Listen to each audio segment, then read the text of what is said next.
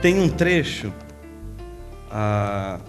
desse livrinho que naturalmente você não pode passar dessa vida para outra sem ler. Aliás, você não pode passar dessa noite sem ler esse livro.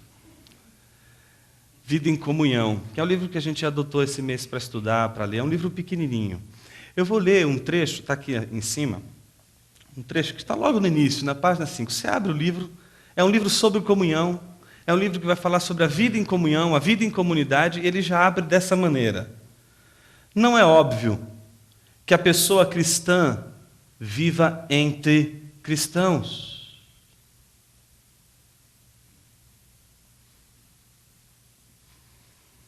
Jesus Cristo viveu em meio a seus adversários. Por fim, todos os discípulos o abandonaram. Na cruz, ele esteve em total solidão, cercado de malfeitores e zombadores. Foi para isso que ele veio, para trazer paz aos inimigos de Deus. Assim também, o lugar do cristão não é na reclusão da vida monacal, mas em meio aos inimigos. É ali que está a sua missão, sua tarefa. E aí uma citação de Lutero. Lutero dizia: o reino tem que ser estabelecido em meio aos teus inimigos. Quem não quiser se sujeitar a isso, não quer ter parte no reino de Cristo, mas quer viver cercado de amigos, viver em um mar de rosas, na companhia de gente piedosa, jamais de gente má. Ó blasfemadores e traidores de Cristo! Se Cristo tivesse agido como vocês, quem teria sido salvo? Deus não nos chamou para construir nessas 4 paredes o céu, para que aqui a gente pudesse esperar a morte chegar. Para que a gente nutrisse entre essas 4 paredes, entre as muralhas da comunhão cristã, uma defesa em relação ao mundo. Como se o mundo fosse um inimigo mais forte, mais poderoso do que o evangelho que essa comunidade tem. Como se o inimigo fosse uma ameaça para a comunhão. Como se o inimigo e a vida diante dos adversários ou dos inimigos da fé cristã fosse, portanto, um caminho ruim para se seguir. De que o melhor caminho, portanto, é a gente viver numa comunidade cheia de cristãos, onde todos estão ali reunidos e a gente vive todos os dias entre cristãos, a gente coloca nossos filhos em colégios cristãos, a gente faz e constrói hospitais cristãos, a gente constrói shopping center cristão, a gente constrói livraria cristã, a gente faz jazz cristão, não sei como que vai fazer isso, a gente faz um quadro cristão, a gente faz cueca cristã, a gente faz camisa cristã, a gente faz broche cristão, a gente faz tudo evangélico, que é para a gente viver nesse mundinho. Em 1940, um jovem batista, chamado Carl Henry, escreveu a sua segunda obra, talvez a mais importante dele, desse tamaninho. A obra magna dele são 6 volumes desse tamanho. Deus, Revelação e Autoridade. Que Billy Graham disse que ele seria o teólogo da igreja evangélica, e ele foi. Mas quando ele tinha lá seus 20 e poucos anos de idade, ele escreveu um manifesto, chamado Manifesto da Consciência Irrequieta do Fundamentalismo Moderno. E ele fez questão de chamar a atenção de que tipo de fundamentalismo ele estava reagindo. Não era o fundamentalismo da virada do século XIX para o XX, onde alguns protestantes se reuniram contra uma espécie de cosmovisão chamada liberalismo teológico, que reduzia a mensagem do evangelho a mero discurso de ética e evangelho que foi conhecido como evangelho social, onde o evangelho, a salvação, a redenção por meio de Cristo na cruz do Calvário não era algo tão importante, que o mais importante era a gente fazer de alguma forma o bem para o próximo e viver em função dessa responsabilidade social sempre premente em nossas atividades. Mas ele não vai contra essa turma, mas ele vai contra o que se seguiu dessa turma. Os fundamentalistas modernos, aqueles de seu tempo, aqueles que entenderam que exatamente a gente não pode reduzir o evangelho a uma mera obra social, porque não dá para transformar a igreja numa ONG. ONG é uma coisa, a igreja é outra. A ONG é maravilhosa, a ONG é uma bênção, mas a ONG não é igreja, não dá para dizer que uma coisa é outra. A gente não pode separar e misturar as coisas. E o que acontece é que esse movimento de crítica contra o liberalismo, contra essa invasão da mente mundana, vamos usar esses termos, dentro do contexto da igreja, isso provocou uma preocupação tão grande, que aí foi surgindo dentro desse contexto fundamentalista escolas que iriam ser escolas só para abrigar evangélicos, não é, hospital só para evangélico. Então todo esse contexto foi sendo criado como um contexto de defesa contra a realidade do mundo à volta. Carl Henry, ele é o primeiro a protestar contra isso e a dizer o seguinte: nós não podemos nem aceitar o mundo tal como ele está, mas não podemos também aceitar essa postura defensiva em relação ao mundo. Aí junta a ele Billy Graham, Harold Ockenga, Kantzer, fundam a Christianity Today, uma revista que vai tentar colocar o evangélico no contexto do mundo que ele está vivendo. Nós não estamos fechados no mundo que a gente está, nesse mundinho.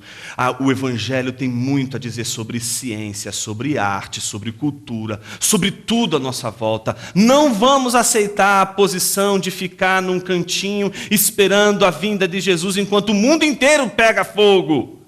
E o maior presente que essa geração de cristãos evangélicos deu para a gente foi Lausanne, que é inclusive um dos documentos de Lausanne, é o documento que fundamenta a doutrina da nossa igreja, de acordo com, que é numa dimensão estatutária. É o maior presente que os evangélicos deram para a igreja foi Lausanne. Um comprometimento da igreja, não só consigo mesma, com a manutenção do evangelho, mas um comprometimento com o mundo, um comprometimento com o ide de Jesus, um comprometimento com a evangelização. Por isso que Lausanne, em 74, marcou exatamente uma posição da igreja em relação à evangelização. Porque a comunidade cristã, ela não pode se acomodar e ficar satisfeita com o grupinho que ela tem. De que ela tem que ir além, de que ela tem uma missão, que a missão dela não é fazer uma tenda e ficar ali esperando a volta de Jesus enquanto todo mundo vive bem. De que a nossa missão, a missão enquanto comunidade de Cristo, é levar o evangelho àqueles que não têm Cristo. E eu queria colocar esses que não têm Cristo com esse adjetivo mesmo: inimigos de Cristo, inimigos da igreja. E eu quero começar com o primeiro inimigo da igreja. Talvez o primeiro e o mais forte inimigo da igreja. Claro, tiveram outros, mas esse talvez seja o mais destacado, o mais firmemente trabalhado por Lucas em Atos, que é Paulo, o inimigo da comunidade. Vamos relembrar um pouquinho, em primeiro lugar, o histórico de Paulo? Para isso, Atos capítulo 8.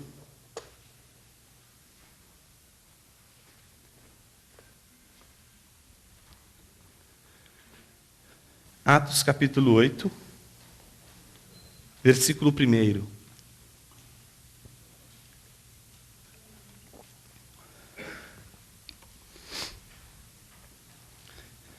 Qual era o histórico de Paulo? Qual é o histórico desse inimigo?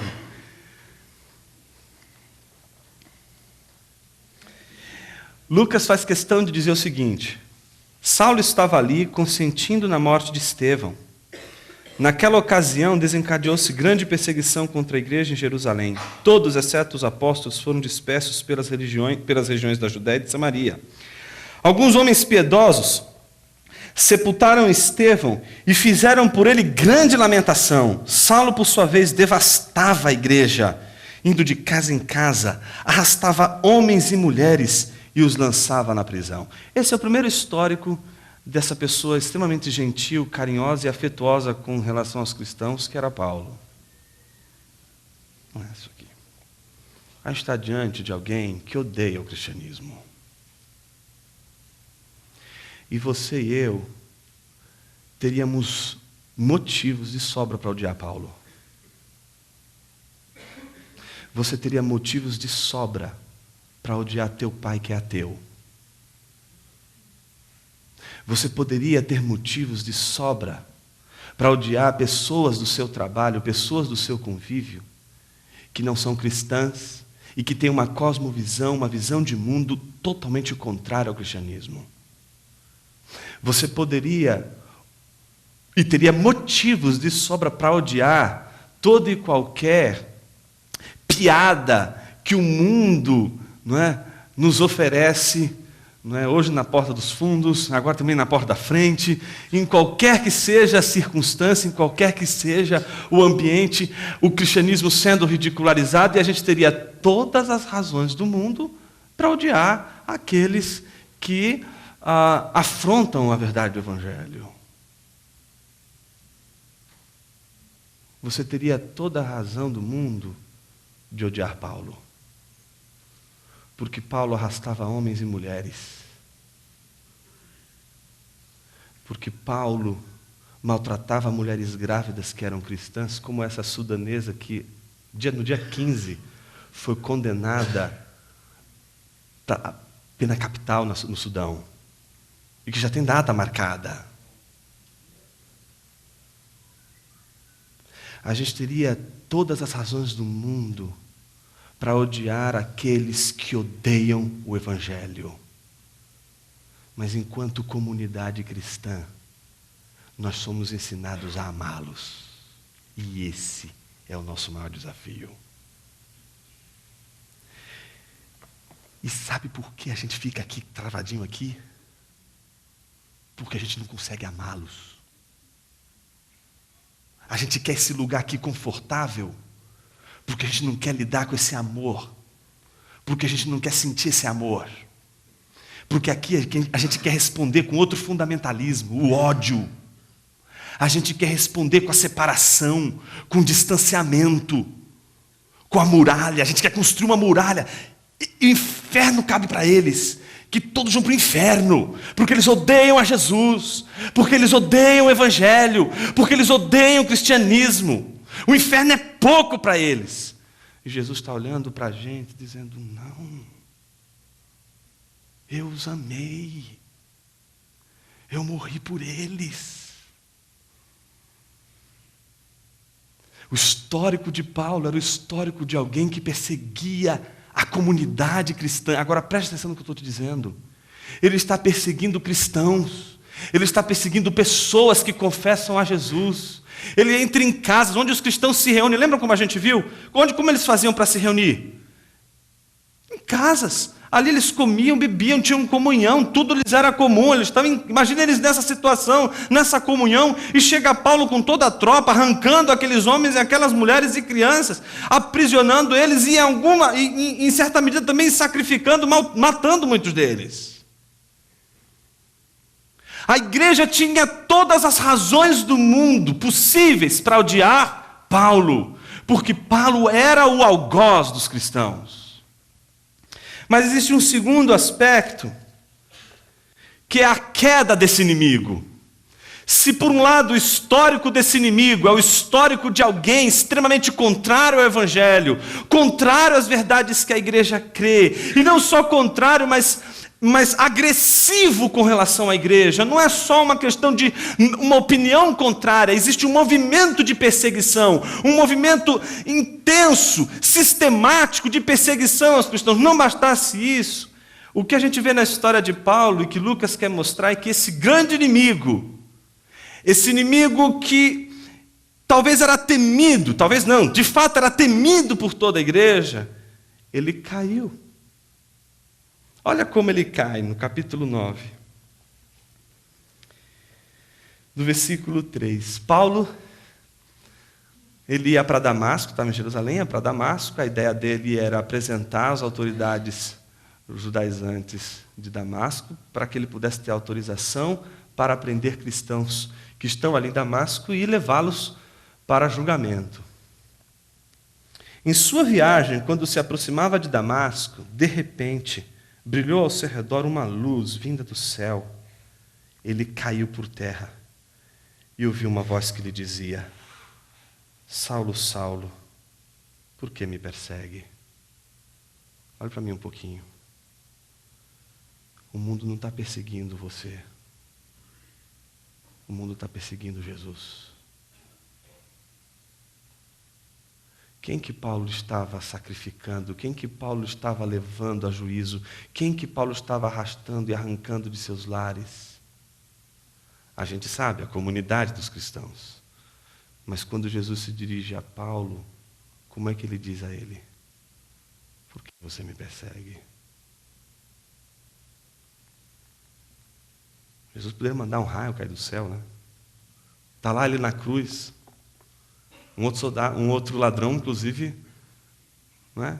Pô, se tu és filho de Deus, por que você não sai dessa cruz e livra a gente dessa também? Mas é um Jesus que aceita o golpe da perseguição, mas que ao mesmo tempo entende que a igreja sendo perseguida é ele sendo perseguido, de que ele e a igreja são uma coisa só. De que perseguir a igreja é perseguir a Jesus. E a gente poderia simplesmente dizer, puxa, Jesus, ele é Deus. Ele poderia simplesmente fulminar todo mundo. Ele poderia simplesmente destruir todos aqueles que estão perseguindo a igreja. Mas Jesus não fez isso. Jesus está preocupado com esse homem que está perseguindo a igreja. Jesus está preocupado com esse homem que está maltratando a igreja. E Jesus aparece a esse homem e diz a ele: por que você me persegue? Então Saulo respondeu: quem és tu, Senhor? Ele respondeu: eu sou Jesus a quem você persegue. Levante-se, entre na cidade, alguém lhe dirá o que você deve fazer. Os homens que viajavam com Saulo pararam emudecidos, ouviram a voz, mas não viu ninguém. Saulo levantou-se do chão e, abrindo os olhos, não conseguia ver nada. E homens o levaram pela mão até Damasco. Por 3 dias ele esteve cego, não comeu nem bebeu. Em Damasco havia um discípulo chamado Ananias. O Senhor o chamou numa visão: Ananias, eis-me aqui, Senhor. Respondeu ele. O Senhor lhe disse: vá à casa de Judas, na rua chamada direita, e pergunte por um homem de Tarso chamado Saulo. Ele está orando. Numa visão, viu um homem chamado Ananias chegar e impor-lhe as mãos para que voltasse a ver. Respondeu Ananias: Senhor, tenho ouvido muita coisa a respeito desse homem e de todo o mal que ele tem feito aos teus santos em Jerusalém. Ele chegou aqui com autorização dos chefes dos sacerdotes para prender todos os que invocam o teu nome. Mas o Senhor disse a Ananias: vá, este homem é meu instrumento escolhido para levar o meu nome perante os gentios e seus reis e perante o povo de Israel. Mostrarei a ele o quanto deve sofrer pelo meu nome. Então Ananias foi e entrou na casa, pôs as mãos sobre Saulo e disse: irmão Saulo, o Senhor Jesus lhe apareceu no caminho, por onde você vinha. Enviou-me para que você volte a ver e seja cheio do Espírito Santo. Imediatamente algo como escamas caiu dos olhos de Saulo, e ele passou a ver novamente. Levantando-se, foi batizado, e depois de comer, recuperou as forças. O histórico de um homem perseguidor, do inimigo dos cristãos, é a queda desse inimigo, porque ele cai diante da presença de Jesus, perde a visão. Mas, ao mesmo tempo, o terceiro movimento de Lucas é mostrar a conversão desse inimigo. Já parou para pensar que pessoas à sua volta, que são inimigas do Evangelho, que são inimigas do cristianismo, que não concordam com o cristianismo, que não concordam com o Evangelho, elas podem ser alvo da graça de Deus. E quais as implicações disso para a gente? As implicações disso é acreditar, em primeiro lugar, na conversão. De que Jesus e a obra de Jesus é uma obra que transforma pessoas. A gente não consegue mais acreditar que Jesus faz isso. Por isso a gente não consegue receber pessoas que têm uma vida completamente torta no seio da comunidade. Porque a gente só quer as coisas perfeitinhas, arrumadinhas. E que não é errado ter vida ética, conduta cristã, nada disso. Mas o problema é que Jesus nos chamou para pregar o Evangelho para pessoas que estão aí no mundo afora, ao nosso redor, que são nossos amigos, nossos colegas de trabalho, e que elas estão precisando do Evangelho, mas muitas vezes elas estão precisando do Evangelho e demonstram essa necessidade do Evangelho lutando contra o Evangelho.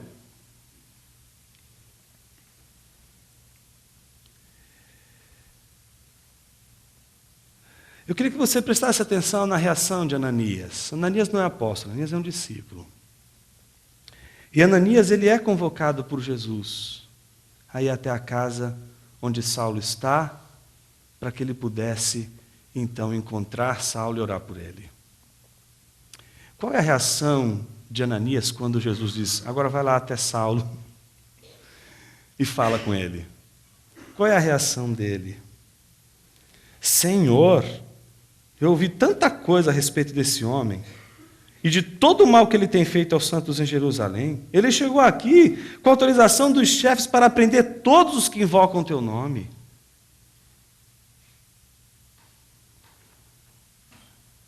Ananias tinha toda a razão do mundo para pensar isso de Paulo, porque esse era o histórico de Paulo.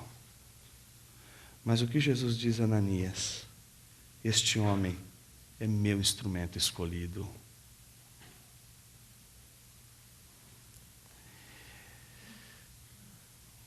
Eu acho que Deus ele tem um critério que a gente nunca vai conseguir desvendar para fazer as suas escolhas. A gente não entende como Ele escolhe. A gente sabe os nossos critérios para escolher pessoas, para escolher quem a gente quer que vá na nossa casa, quem a gente não quer que vá na nossa casa, com quem a gente quer se relacionar, com quem a gente não quer se relacionar. Mas o critério de Deus é um grande mistério. Samuel, ele vai ter que ungir o próximo rei. E aí, ele sabe que na casa de Jessé está aquele rei. E aí, quando ele vê o primeiro, forte, bonito, cara de rei, e aí ele já, vamos pegar o óleo, vamos ungir esse cara aqui, porque ele vai ser o grande líder do povo. Deus vai para Samuel, não senhor, porque eu o rejeitei. Mas Senhor, ele tem cara de rei, tem tudo para ser rei. Eu o rejeitei. Por quê, Senhor? Aí Deus vai dizer o que para ele? Porque Deus não vê como o homem. O homem vê o exterior, enquanto Deus sonda o coração. Você nunca vai saber como está o coração daquele teu colega de trabalho que odeia você, porque na verdade odeia o Evangelho. Você nunca vai ter a condição divina de saber como é o coração de alguém que luta contra o Evangelho. Mas você que um dia lutou contra o Evangelho, sabe muito bem como é o coração de alguém que luta contra o Evangelho.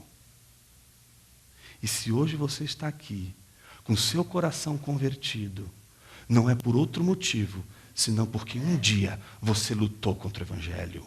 E ninguém se converte sem lutar contra o Evangelho.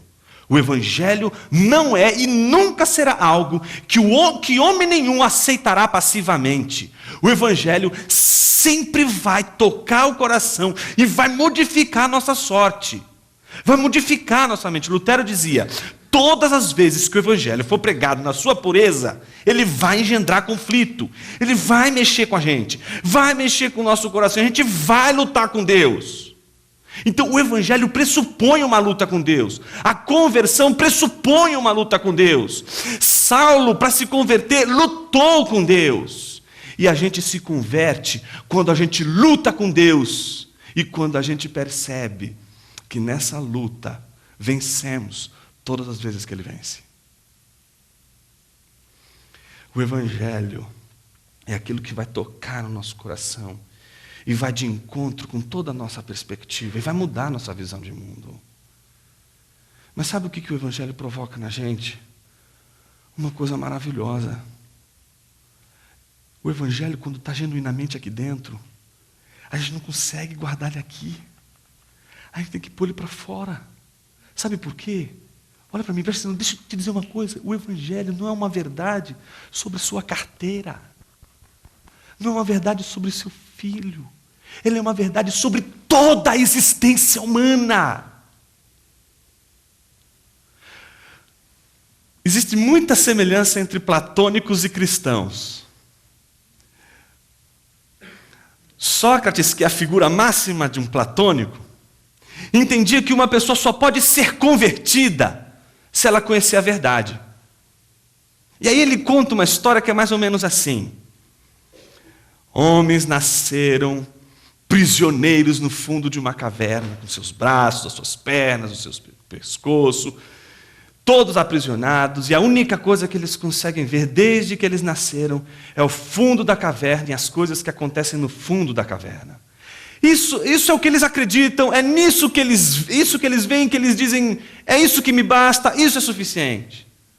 Até que um dia, e aí a diferença entre platonismo e cristianismo é brutal, um dia, um desses prisioneiros se liberta. O cristão jamais vai admitir que o prisioneiro se liberta. O que o cristão vai admitir é que o Evangelho liberta. Mas enfim, houve a libertação, a primeira coisa que ele vai sentir, dor. Porque ele não está acostumado a fazer esses movimentos. Então vai doer. Então conversão, ou seja, você está parado olhando para aqui o tempo todo, está tudo acomodado, você não sente dor, você não faz movimentos que você, se não olhar para o fundo da caverna. Mas agora que você está livre, você faz movimentos que antes você não fazia. Esses movimentos, Sócrates vai dizer, vai provocar dor. Porque a conversão, ela provoca dor. Ela tem que provocar essa dor.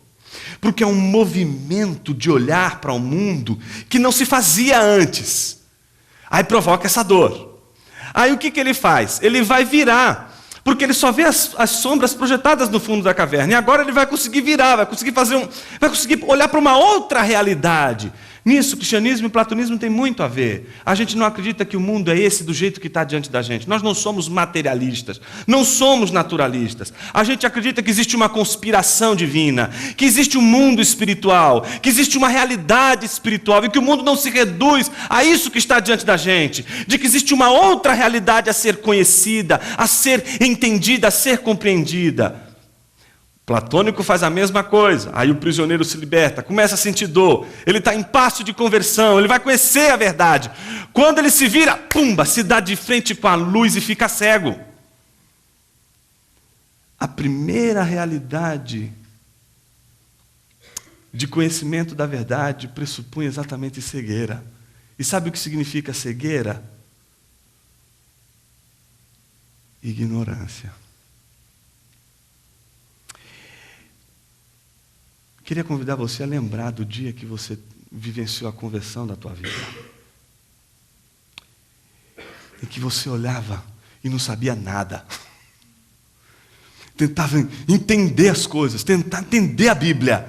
Tentava entender o que está acontecendo. Meu Deus, é muito novo isso aqui, eu não sei nada. Aí você cola em alguém que é mais experiente. Você cola em alguém que já está vivendo o Evangelho há algum tempo, porque você não sabe. É para levantar a mão agora? Não é para levantar? É para dobrar o joelho? Pode dobrar o joelho? Pode fazer o sinal da cruz? Como é que funciona? Eu quero saber.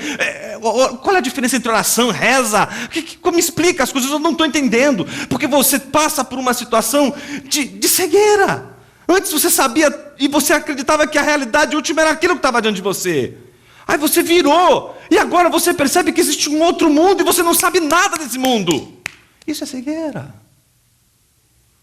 Mas com o tempo, Sócrates diz que aquele prisioneiro começa a se acostumar com a luz. E aí ele começa a entender uma relação entre esse mundo e esse mundo. Ele percebe que aquela realidade que está ali é apenas uma sombra do que está acontecendo aqui atrás. que homens estão levando utensílios, e aquela luz que estava ali projetava lá no fundo da caverna a sombra. Eles achavam que era uma coisa, mas na verdade é outra. E ele descobre a realidade, descobre esse mundo. Para por aqui, não, Sócrates é missionário. Ele volta para o fundo da caverna, e o que ele vai fazer? Vai olhar para todos os prisioneiros no fundo da caverna e dizer assim: gente, eu tenho uma verdade, eu descobri a verdade. Isso aqui que vocês estão vendo, é isso mesmo, só que isso é sombra. Existe uma outra coisa que é exatamente a fonte de tudo isso aqui. Que isso que vocês estão buscando aqui, olhando só para isso, é só um aspecto. Existe algo profundo que está para além dessas sombras. Venham ver. Quem está ali do lado, quem vê Sócrates fazer o que faz, começa a dizer: Sócrates, não senhor. Arrastam, Sócrates não, né? O prisioneiro. Sócrates está narrando isso. Prendem é que Sócrates faz isso na Grécia, né? Prendem o prisioneiro e batem no prisioneiro até ele morrer. Porque queriam manter aqueles prisioneiros acreditando naquela última sombra no fundo da caverna. Se Sócrates, quando conheceu a verdade, quis contar para todos os outros prisioneiros e quis libertar os outros prisioneiros, por que isso não está presente em nós?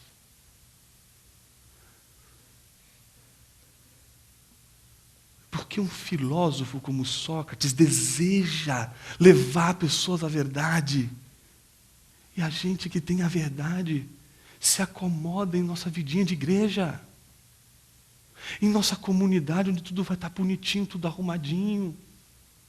É maravilhoso viver numa comunidade onde está tudo gostosinho, tudo arrumadinho, tudo bonitinho. Mas Deus não nos chamou para construir um lugar para ficar em paz. Deus nos chamou para ir até essas pessoas que não conhecem, contar isso que está aqui dentro. Agora, por que a gente não faz isso? Olha que coisa interessante. Veja qual é a reação de Paulo. E aí, nosso último tópico, que é a comunidade e o inimigo. A partir do versículo 20. Saulo passou vários dias com os discípulos em Damasco. Logo começou a pregar nas sinagogas que Jesus é o Filho de Deus. Todos os que o ouviam ficavam perplexos e perguntavam: não é ele o homem que procurava destruir em Jerusalém aqueles que invocam este nome? E não veio para cá justamente para levar os presos aos chefes dos sacerdotes? Todavia, Saulo se fortalecia cada vez mais e confundia os judeus que viviam em Damasco, demonstrando que Jesus é o Cristo. Note que Paulo, logo depois da conversão, que Ananias obedece a Deus e vai até Paulo. E veja aqui, é tão interessante, versículo de número 17, diz que quando Ananias encontra Saulo, Ananias olha para Saulo e diz: irmão Saulo. Ananias percebeu o que Deus tinha dito para ele. A maneira de Ananias lidar com Saulo já é outra, já é chamando, já é incorporando Saulo na sua comunidade, trazendo Saulo para a sua comunidade. Óbvio que tem uma dimensão comunitária, óbvio que tem uma dimensão para trazer as pessoas para perto da gente, mas é sempre um trazer que joga a gente para fora. Veja que Paulo vem para a comunidade, mas Paulo está com o evangelho aqui dentro dele, mudando a cabeça dele, e em pouco tempo ele já está pregando, porque ele não aguenta ver uma verdade como a que ele conheceu e ficar quieto, e ficar parado. Ele precisa comunicar, ele precisa verbalizar, ele precisa encontrar pessoas que estavam como ele, que não conheciam essa verdade, para que essas pessoas conheçam essa verdade. No entanto, versículo 23, decorridos muitos dias, os judeus decidiram de comum acordo matá-lo. Mas Saulo ficou sabendo do plano deles. Dia e noite eles vigiavam as portas da cidade a fim de matá-lo, mas os seus discípulos o levaram de noite e o fizeram descer num cesto, através de uma abertura na muralha. De perseguidor dos cristãos, Paulo se torna um cristão perseguido. Quando ele chega em Jerusalém, ele tentou reunir-se aos discípulos. Mas olha o que diz o versículo 26. Todos estavam com medo dele. Por que a gente tem medo de novos convertidos em nossa igreja? Aliás, vamos começar com a primeira. Por que não temos? Por que a gente consegue hoje em nossas igrejas o rodízio incansável de pessoas insatisfeitas com o púlpito? Porque é isso que a gente tem hoje.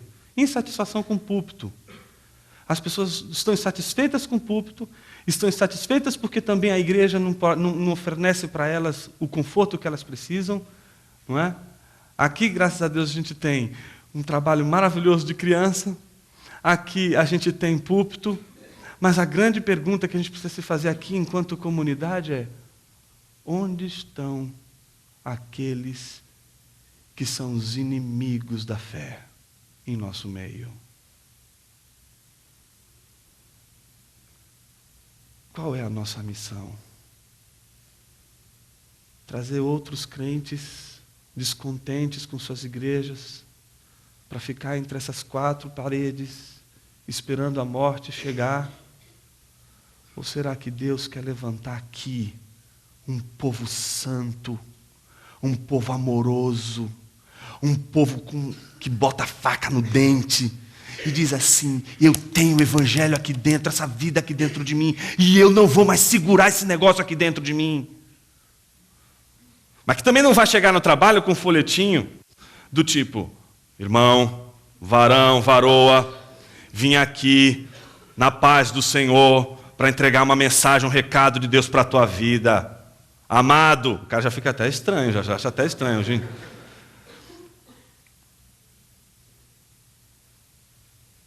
Deus quer que a gente viva o evangelho no contexto da relação com essas pessoas, gente. Do nosso dia a dia. Não é um contato, em outras palavras, não é um contato que precisa ser forçado. A gente já vive com elas todos os dias, a gente encontra com elas todos os dias. O que está faltando em nós? Está faltando em nós aquilo que a Nancy Pierce diz num livro que você não poderia passar dessa vida para outra sem ler, chamado Verdade Absoluta, onde ela diz assim: o evangelho é um leão, mas a igreja pode enjaular esse leão. E aí a gente diz assim: o que a gente faz? Faz bilu-bilu na cara do leão? Não! A gente precisa defender o leão. A gente precisa fazer alguma coisa pelo leão e dizer assim: olha, o leão é gente boa. Não vai adiantar nada porque o leão está enjaulado. O que a gente precisa fazer é libertar o leão. Deixar que o leão faça o seu trabalho. Deixar que o evangelho faça o seu trabalho. Me incomoda profundamente essa mentalidade que muitas vezes a gente desenvolve em nossa comunidade do tipo: ai, eu vou falar de Jesus, mas eu estou com medo, vai que as pessoas não gostam mais de mim, vão me chamar de fanático, vão me chamar de cabeça, né, fechada, não vão mais gostar de mim, vão me odiar, não querem mais saber de mim. Você está esperando mesmo que eles façam carinho na gente? Você está dizendo: olha, você passou a sua vida inteira olhando para o fundo da caverna, e você está olhando para ele dizendo assim: olha, isso não passa de uma sombra. E você quer que ele te dê um beijo no rosto e diga assim: ai, que lindo, querido, você simplesmente acabou com toda a minha crença que eu tinha durante toda a minha vida. Ai, você é lindo, e te dá um beijo. Não, vai gerar conflito. A teologia da prosperidade fez muito mal para a gente. Fez muito mal. Fez a gente ser crente vencedor, mas não fez a gente ser crente sofredor.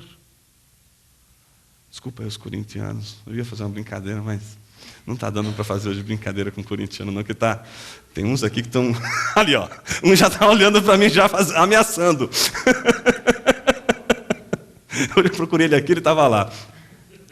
Mas o cristão sofredor é o cristão da imagem que Jesus oferece para os seus discípulos. Se vocês estão me pedindo para eu tirar vocês do mundo e construir aqui uma casinha para vocês ficarem aqui comigo, não, garotada. Eu vos envio como ovelha no meio de lobos. Como ovelha no meio de lobos. Qual é o comportamento de uma ovelha no meio de lobo? Parece super ovelha, aí você sai batendo em todos os lobos, agredindo todos os lobos. É mais ou menos assim que a gente pensa hoje: sou cristão, sou contra todo mundo. Sou cristão, vou bater em todo mundo. É o contrário. Sou ovelha. Você vai ser devorado. Só que você precisa ser ovelha. Porque o lobo, quando morde, um lobo disfarçado de ovelha, ele não continua se alimentando, porque é lobo. Para o lobo se alimentar da ovelha, é preciso que seja ovelha de verdade. A gente precisa aprender a ser ovelha no meio dos lobos. Não ficar sentido, dodói, porque alguém contrariou a verdade do evangelho que você crê. Tem gente que, minha opinião é contrária. Não creio que Deus existe. A gente, não quero mais amizade com você. Estou de mal. Gente, pelo amor de Deus, a gente vive num contexto em que a gente foi chamado para pregar o evangelho. E quando a gente pregar o evangelho, a gente vai enfrentar o confronto. Então é muito mais interessante, em vez da gente chegar e simplesmente dizer, você é Mateus, então não quero mais saber de papo com você. Por que não chegar e conversar? Por que não se aproximar? Por que não escandalizar o mundo dizendo, eu esperava que você vinha com 4 pedras sobre mim e você está querendo me ouvir. Você está querendo saber como eu creio, como eu vejo o mundo, como eu penso a realidade. Você é diferente.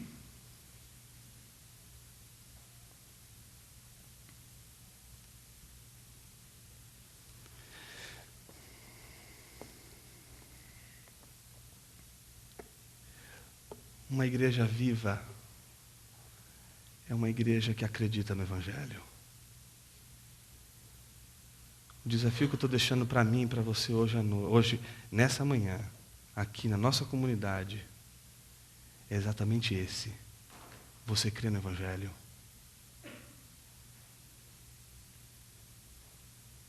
O evangelho é suficiente para você. O que o evangelho mudou dentro do teu coração? O que está aqui dentro do evangelho que é como uma força em movimento que você não pode parar e que você está travando? O que está travando?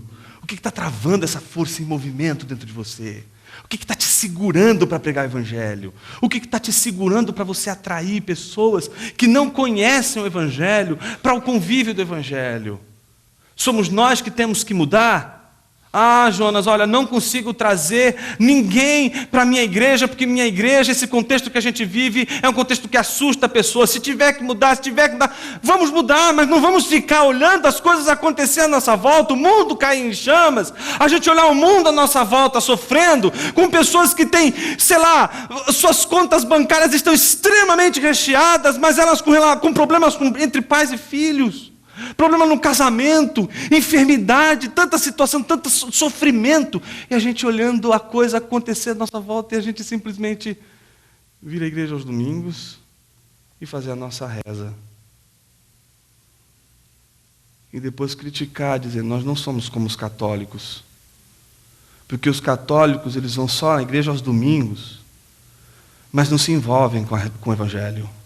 Não praticam o evangelho. Nós somos evangélicos. A gente é diferente dos católicos, porque a gente faz e acontece.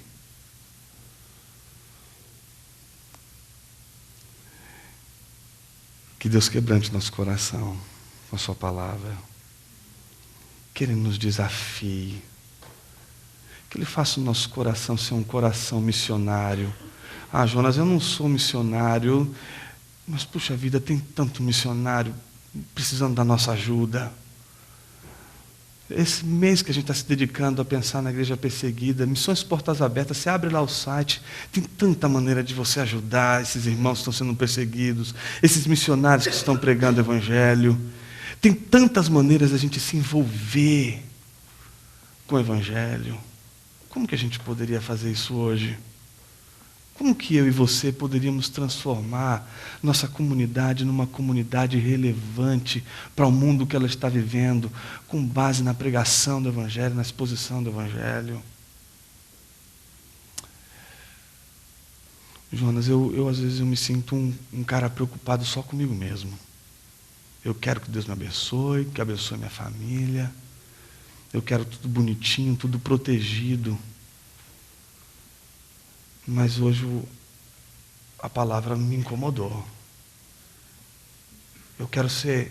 Eu tenho tanta gente que vem à minha presença e eu poderia falar do Evangelho, eu quero me comprometer com isso. Queria que você curvasse sua cabeça. Que você dissesse, abrisse o seu coração para Deus. Se você está hoje aqui e ouvindo essa mensagem assim, puxa, Jonas, eu não sinto nada disso dentro de mim. Não sinto vontade de evangelizar, não sinto vontade de falar do Evangelho para ninguém. Talvez seja porque você ainda não teve um encontro com o Evangelho. Talvez seja o momento de você buscar a compreensão do Evangelho. E a gente só compreende o Evangelho quando a gente é liberto das sombras, liberto desse mundo que a gente acredita que é a única realidade diante de nós. Talvez o inimigo da fé cristã e do Evangelho seja o teu filho. Um menino que não acredita em Deus, não acredita no Evangelho. Uma menina que não quer saber das coisas de Deus. Um esposo que acha legal você vir para a igreja, mas ele não quer nada com o Evangelho, não quer nada com a palavra de Deus. Talvez esse inimigo do Evangelho seja alguém tão próximo de você. E talvez Deus queira te usar para conquistar pessoas para o reino de Deus, para alcançar pessoas para o reino de Deus.